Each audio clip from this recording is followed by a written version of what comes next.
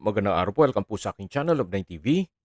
Patalasasan po, meron po ba kayong mga properties na napapabayaan or non-performing assets? Plan nyo yung ibenta, pero wala kayong oras sa pagbibenta nito. Kung ito'y pagkakatiwala nyo po sa amin, tawag lang po kayo sa aking numero, usap po tayo, gawan ko po ng video for free. Yes, libre po, wala po kayong babayaran.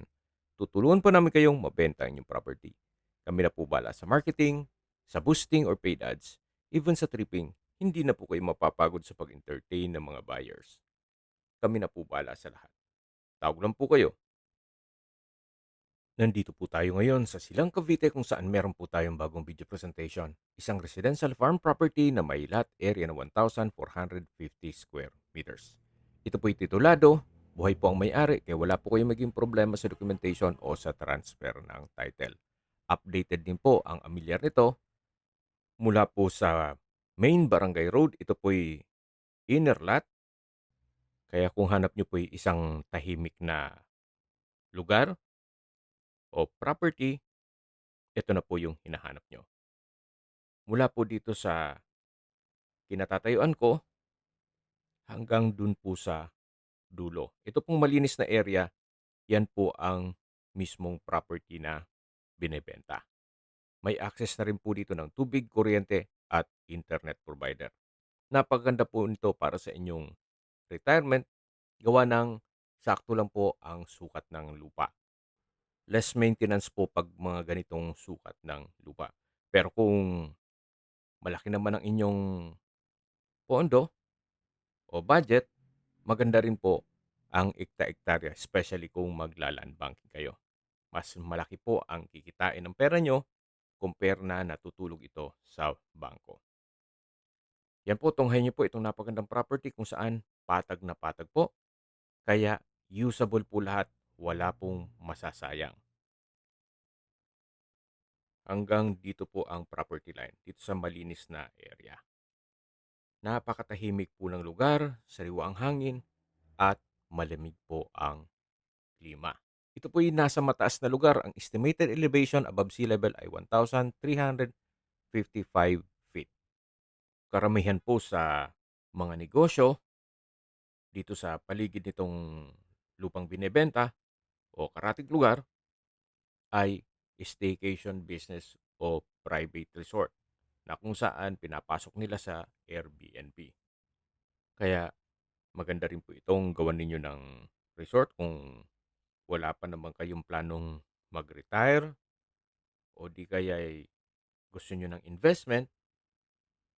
Ang kagandahan po kasi sa Airbnb ay kontrolado nyo ang booking. So, mamamonitor nyo siya. Kayo hahawak ng application, then meron lang po kayong caretaker na magme-maintain.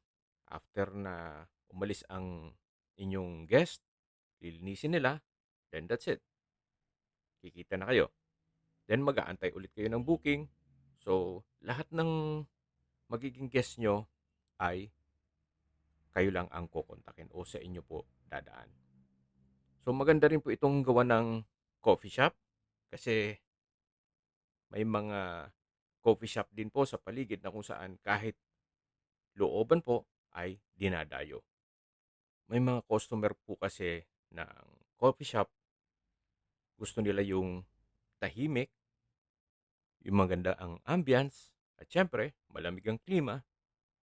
So, kailangan nila ng peace of mind.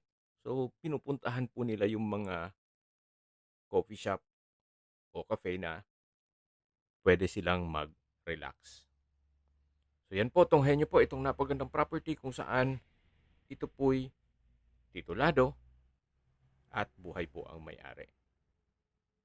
Sa distance, location at travel time portion na po tayo.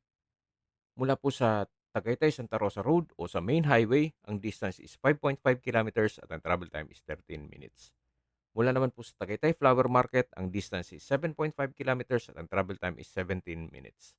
Mula naman po sa Tagaytay Rotonda, ang distance is 8.7 kilometers at ang travel time is 20 minutes.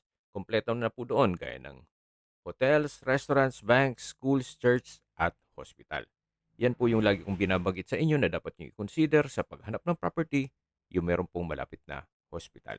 Hindi ko naman po sinasabing sakitin kayo. Yan naman po for emergency purpose lang naman. At mula naman po sa Calac Silang Interchange, ang distance is 8.2 kilometers at ang travel time is 20 minutes. Ang Calax po ay connecting South Luzon Expressway, Skyway, all the way to North Luzon Expressway at ibang parte ng Metro Manila. Kaya mapapabilis na po ang biyahe nyo mula Manila papunta dito sa property. Mula naman po sa Manila o sa airport, ang distance is 52.9 kilometers at ang travel time is 1 hour and 29 minutes. Okay, sa presyo na po tayo. Binebenta po ito ni owner sa halagang 7,000 pesos per square meter.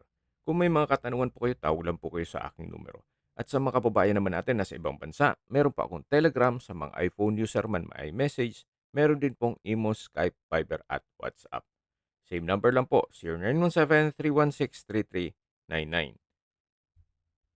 Sa mga nagtatanong naman po ng aming Facebook, meron po aming Facebook page na Nov9TV at Facebook Reels Video. Meron din pong TikTok at Instagram.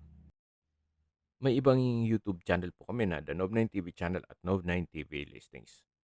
Sana po naibigan yung video presentation. Paki-like and subscribe na lang po sa aking channel para ma-update din po kayo sa aking future listings. Kung sakali po hanap nyo mas malaking sukat na lupa, meron din po kami ibang listings na pwede nyong pagpilian. Huwag po kayo mag-atubiling tumawag sa amin, then let us know your budget para malaman namin kung anong property pwede naming i-alok sa inyo. Sa lahat pong viewers, subscriber at nagtiwala po sa amin, salamat po sa suporta. Ingat po kayo lagi at yung pamilya. Maraming salamat po.